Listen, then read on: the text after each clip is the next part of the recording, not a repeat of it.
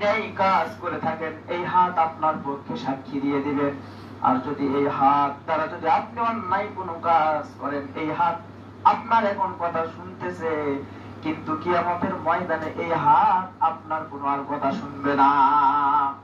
আপনি যদি অন্যায় কাজ যদি করে থাকেন, এই হাত আপনার বিপক্ষে সাক্ষী হয়ে দাঁড়াবে।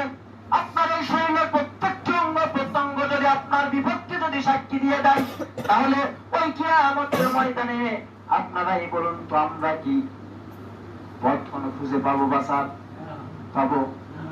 তাহলে সম্মানিত হাজিরিন, একটু গভীর মনোযোগ দিয়ে আপনারা বুঝবেন যে সাক্ষীগুলো আমাদের পক্ষে বিপক্ষে হয়ে দাঁড়াবে।